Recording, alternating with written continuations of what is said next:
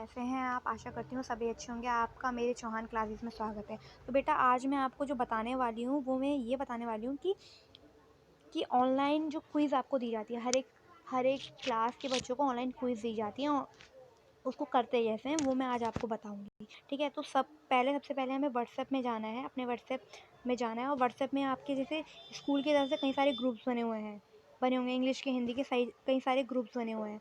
तो उन ग्रुप्स में जाना है आपको जहाँ पर वो लिंक दी हुई है। तो हम जैसे यहाँ पर गए, तो यहाँ पर हमें ऐसी इस तरीके की लिंक आपको दी होगी, इस तरीके की आपको लिंक दी होगी। तो उस लिंक में जाने के बाद आपको उस लिंक को क्लिक करना है। जैसे कि मैंने इस लिंक को क्लिक किया।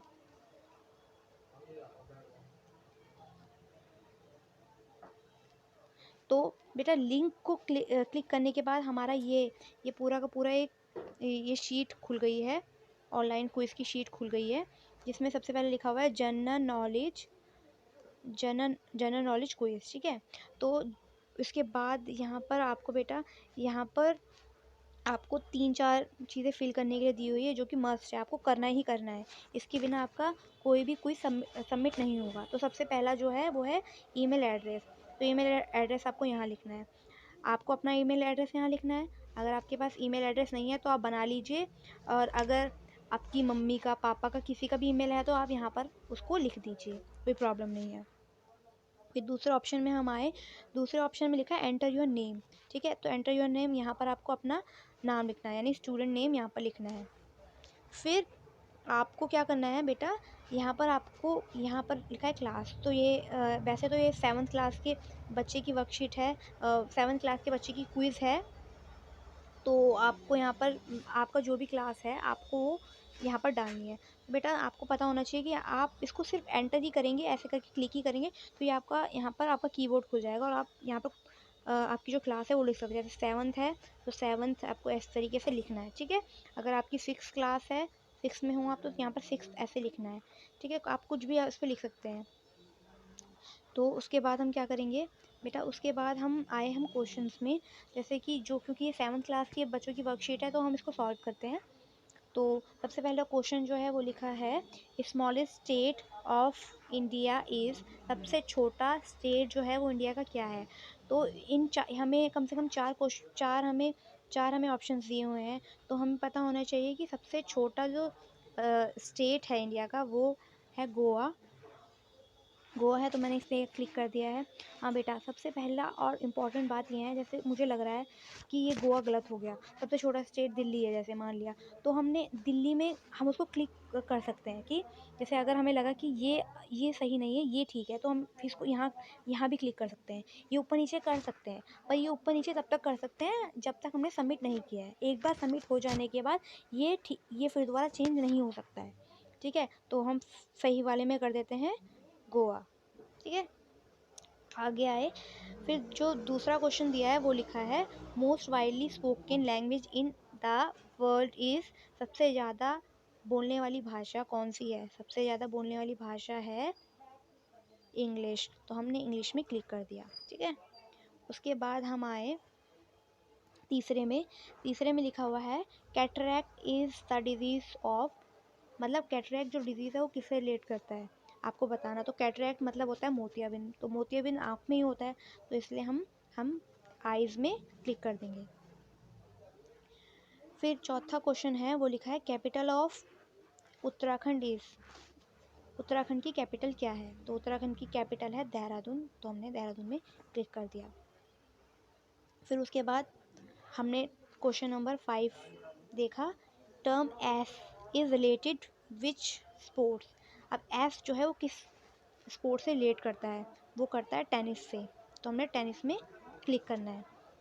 फिर उसके बाद लिखा है, which is the smallest bird, सबसे छोटा बर्ड कौन सा है। सबसे छोटा बर्ड है हमिंग बर्ड, तो हमने हमिंग बर्ड में क्लिक कर देना है।